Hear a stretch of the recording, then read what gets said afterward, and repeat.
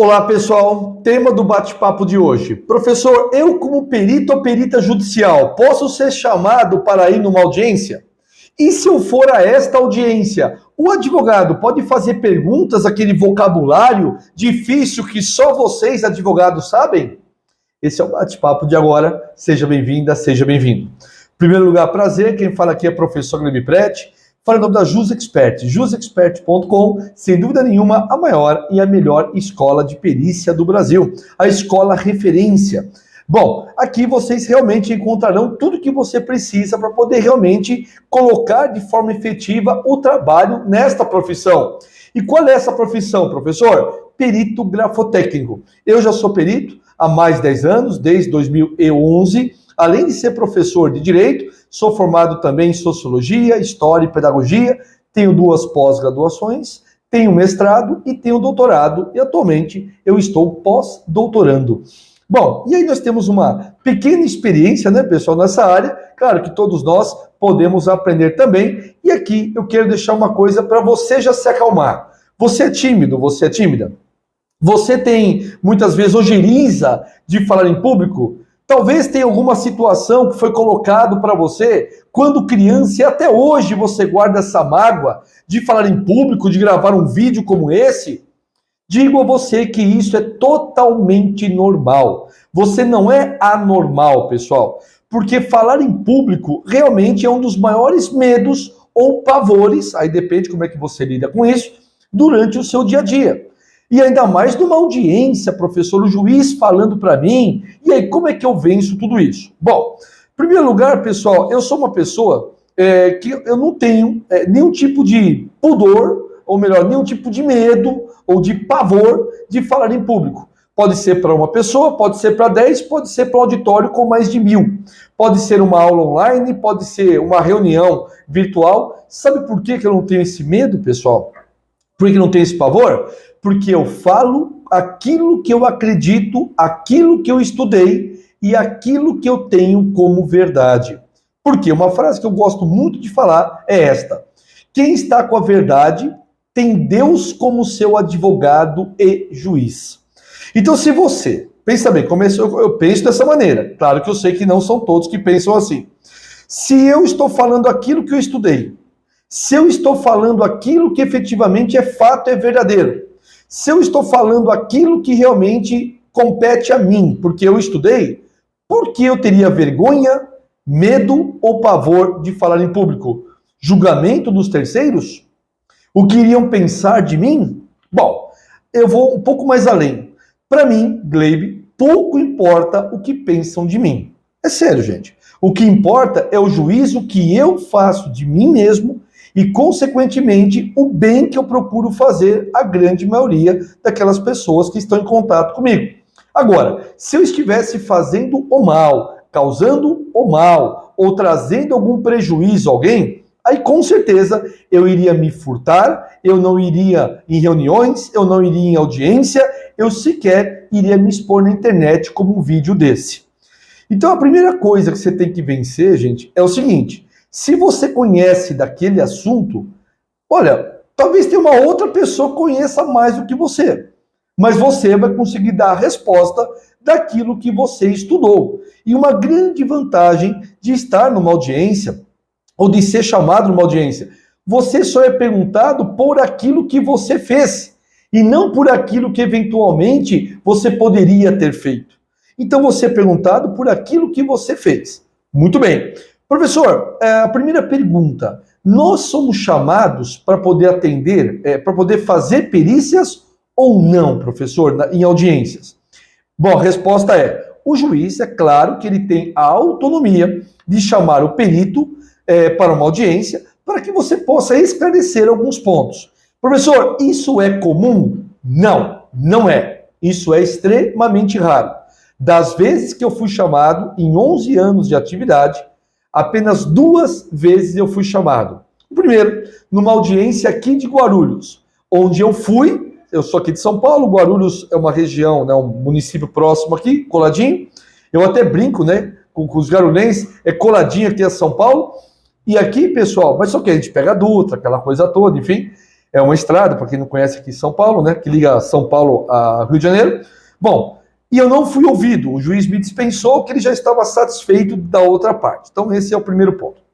A segunda audiência que eu fiz, pessoal, que eu presenciei, foi uma audiência virtual. Por quê? Porque quando nós recebemos o aceite como peritos, nós já informamos nesse aceite, o modelo nós temos lá no curso, que você pode copiar e colar e só adaptar. Quiser mandar para a gente, revisar antes, a gente revisa, sem problema nenhum. A assessoria serve para isso, né? A equipe está lá para isso mesmo.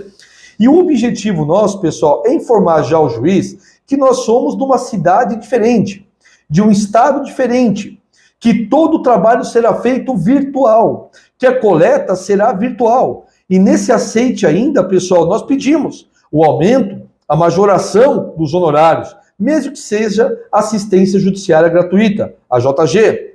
E também podemos pedir, gente, a antecipação de 50% dos honorários. Bom, eu já aproveito o ensejo e já faço um parênteses aqui. Professor, eu fazendo este pedido, o juiz, ele sempre vai acolher? É lógico que não, meu caro. Por quê? Tem juiz que aceita e tem juiz que não aceita. Então, quando somos nomeados, pessoal, para poder realizar uma atividade, para poder realizar um determinado evento, o que isso acontece, queridos amigos? Nós estamos diante de uma situação extremamente concreta em que o juiz tem a autonomia de escolher ou não essa coleta remota, de decidir o aumento ou não dos honorários, de decidir ou não o que? A antecipação de 50%. Temos base legal para isso? Temos, resolução 125 do CNJ, que fala sobre a justiça digital. Nós temos a 223 também. Nós temos dentro, pessoal, da antecipação dos 50%, a partir do artigo 464 do Código de Processo Civil. Lá nos posteriores você vai se deparar com isso. Mas o juiz não é obrigado a aceitar. E muitas vezes é culpa do perito, porque o perito não soube fundamentar o seu pedido. Em outras palavras, pessoal, o perito ele não soube demonstrar realmente de forma efetiva as facilidades e a importância daquela coleta virtual. Da prioridade de você pedir antecipação de 50%, da prioridade de você pedir um aumento porque é uma causa mais complexa, tá bom? Então, gente, muitas vezes o perito só fala que seja majorado o valor. Gente, só que a gente tem que deixar isso de forma muito bem clara para o magistrado, tá bom? A importância disso. Então, eu fecho esse parênteses aqui. Sempre pedimos, né, pessoal? Se é dado ou não, bingo. Aí, se não for dado, pessoal, cabe a você fazer a renúncia ou não daquele processo e não ficar parado só nesse processo. E outros irão aceitar, tudo bem? Tem gente que adora ficar parado no problema e ficar rodando só em cima disso. Fazer o quê? A coisa mais difícil do mundo é ensinar para alguém que já acha que já sabe. Então deixa bater cabeça que uma hora vai ver que realmente o melhor caminho é este. Fecha o parênteses, pessoal. Então, se você foi chamado para uma audiência, meus caros amigos, então é extremamente raro. Você pode ir presencialmente ou você pode ir virtualmente. Mas lembrando que no aceite lá do processo, você já coloca de forma muito bem clara se vai ser presencial, se vai ser remoto, enfim. Você já deixa isso de forma extremamente clara. Então, as regras do jogo estão no aceite. Fui claro? Não é para deixar desesperadamente aceitar e não explicar nada. É lógico que o juiz fala, então tá bom, mas aqui nós queremos que você esteja aqui com a gente. Você não explicou isso no momento? Acabou. Então, erro do perito. Coisa que eu já oriento no curso, nas lives, nos vídeos. Mais um vídeo estou fazendo nessa mesma linha. Muito bem. Professor, eu fui chamado por um perito, por um juiz. Ele pode me fazer perguntas difíceis? Eu acho que é mais difícil você dar respostas difíceis para o advogado, para o juiz, do que o advogado ou o juiz fazer pergunta para você. Qual a pergunta que o juiz faz numa audiência perito? Qual foi a sua conclusão, perito ou perita, que realmente essa assinatura é verdadeira ou falsa? Aí você explica da seguinte frase, pessoal. Você pode ler o seu laudo, pode ler a conclusão apenas do seu laudo, pode ler apenas a tabela, mas o que eu explicaria? Eu falaria mais ou menos assim, a assinatura, excelência, ou doutor, né, quem fez a pergunta é o juiz. Excelência, realmente essa assinatura é falsificada. Por quê? Porque o ataque da padrão, ela tem um ataque, por exemplo, ponto e repouso, e o outro é totalmente distinto. A inclinação axial da primeira é dextrógera, a outra é sinistrógera. O remate da última é infinito, diferente da outra, que é ponto e repouso. Verifique-se também a habilidade da primeira é totalmente diferente da segunda. Em outras palavras, eu pego aqueles termos técnicos da tabela e dou a resposta. Aí eu quero ver algum advogado ou juiz falar, tá bom, então explica o conceito do que seria a pressão na assinatura. Bom, se perguntar também, a gente sabe. Pressão na assinatura, excelência, é exatamente a força exercida do instrumento escritor, que é a caneta, sobre o papel que recebe. É nesse atrito que verifica se a pressão, se é leve, se é média, se é forte. Na padrão é leve, na falsificada é forte. Por isso, mais uma divergência das assinaturas, logo, mais uma hipótese que realmente caracteriza a falsidade da assinatura. E se eles fizerem uma pergunta que não condiz com aquilo que você fez? Excelência, pela ordem dessa resposta, eu não tenho como dar, haja vista que eu me limitei apenas à análise da assinatura. Que é uma pergunta que vão te fazer, com certeza numa audiência, se é que você vai ser chamado, que isso é muito raro, tem como saber a data, olha só o que eles perguntam, tem como saber a data precisa da assinatura padrão e da assinatura questionada, principalmente a questionada, quando ela foi feita, se realmente foi em 2020, se realmente foi em 2018, se realmente foi em 2022, enfim. Aí você fala, isso não é uma análise da perícia grafotécnica, isso é uma análise química, que realmente não vai chegar ao contexto, porque depende do armazenamento daquele documento, para saber exatamente a oxidação que teve a massa da caneta. Massa da caneta você sabe que é a tinta. Mas só que você não explica isso. Deixa eles se baterem por lá. E se fizerem mais perguntas para você do tipo, pessoal, você consegue identificar se essa assinatura é de uma outra pessoa fulana de tal? Aí você fala, não tem como verificar isso, porque eu nem tenho a coleta da outra pessoa. Foi feita a coleta da pessoa que está sendo questionada. Eu não estou aqui para apontar quem fez. Se foi lá o filho, a filha, o pai, a mãe, o cunhado, a cunhada, o irmão, a irmã. Eu estou para dizer aqui se essa assinatura é dessa pessoa ou não. Para isso que o perito me nomeou, que o juiz nomeou esse perito, melhor dizendo. Então veja que são essas perguntas sempre clássicas que querem fazer para você, e a resposta é essa. E se ainda fizerem uma pergunta para você que não tem absolutamente nada a ver. Olha, fazendo análise da assinatura, você pôde atestar se a atividade insalubre que ele exercia realmente prejudicou a escrita dele? Bom, você pode dar duas respostas nesse sentido. Você pode falar, quesito prejudicado, doutor. Eu não sou médico. Eu não sou médico. Médico que tem que atestar se houve prejuízo ou não nessa situação. Tá certo? Ou você já pode responder direto. Doutor, eu não posso responder essa pergunta porque não tenho formação médica. Eu não sei se a insalubridade ou periculosidade que ele trabalhava influenciou ou não na sua escrita. Se a parte que ele teve o AVC, o acidente vascular cerebral, realmente trouxe prejuízo na sua escrita ou não. Então o que eu quero passar para vocês aqui, pessoal, de forma muito bem clara. Se você está com o seu laudo na mão ali, tá certo? Você imprimiu, está com ele no jeitinho. Qualquer pergunta que façam a você, você pode falar. Conforme página 16 do laudo, verifiquem, por favor.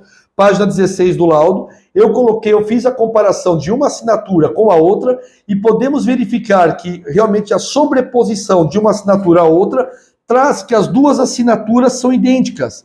E sabendo que a doutrina dominante, por exemplo, como Delpitia, né, que eu cito inclusive no nosso livro aqui, pessoal, tá? Que eu cito no nosso livro, realmente não existem duas assinaturas idênticas. Havendo duas assinaturas idênticas, estamos diante do quê, pessoal? De uma falsidade por cópia. Tá bom? Ou seja, pessoal, uma sobreposição de assinaturas, logo, essa segunda assinatura não é feita do próprio punho. Só uma dica, isso aqui é uma questão de prova que vai cair para vocês, tudo bem? De prova mesmo, aqui da Jus Expert. Tá bom? Vai ter lá as assinaturas e a pergunta vai ser lá, foi feita de próprio punho? Aí você vai falar que não, né, meu cara? Porque as duas são idênticas. Ah, mas se for idêntica, é feita do próprio punho. Não existem duas assinaturas iguais, meu cara. Se existirem duas assinaturas idênticas, ela foi feita por uma máquina ou por uma cópia que foi enxertada aqui, houve um enxerto, cópia e colou no outro contrato. Se você fizer, na boa, gente, se você fizer, por exemplo, 5 assinaturas agora, ou 10 assinaturas agora, mesmo aqui a caneta, pegando aqui o papel e fazendo na sequência, eu garanto a você que essas 10 assinaturas terão alguma coisa diferente. Aparentemente, talvez uma ou outra pode ser muito próxima, mas quando a gente aumenta no microscópio, a gente consegue caracterizar isso. Então eu quero passar para vocês aqui, pessoal, de uma forma muito bem clara e direta. Não tenham medo, não tenham receio, não tenham pavor de falar com o juiz, ou falar com o advogado, ou falar com quem seja quem for. Por exemplo, se o presidente do Supremo Tribunal Federal me chamar para uma audiência em que eu tenho que explicar se uma assinatura é de fulano ou ciclano, gente, pode ser o bispo, tá certo, gente? Eu vou falar aquilo que é verdade, aquilo que nós verificamos aqui. E se vierem perguntas complexas, eu posso falar, minha área não é do direito, o senhor pode esclarecer num linguajar para que eu possa entender e responder ao senhor? Não é problema nenhum falar isso, pessoal. Muitíssimo pelo contrário. Aqui nós temos que ter o quê? A autonomia e a clareza nas respostas. E outra, as perguntas que vão te fazer é exatamente essa. Se realmente aquela assinatura, por que aquela assinatura é verdadeira ou falsa? Se realmente é possível verificar a data daquela assinatura? Se foi feita por um terceiro, sim ou não?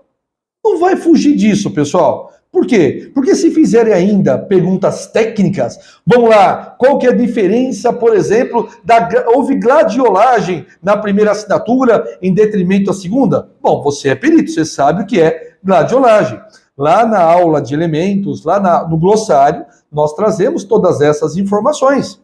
E óbvio, eu posso pesquisar, professor? Pode. Você pode falar, professor, só um minuto. Você pesquisa no laudo ou pesquisa até mesmo no seu celular, lembra daquele conceito e responde a pessoa.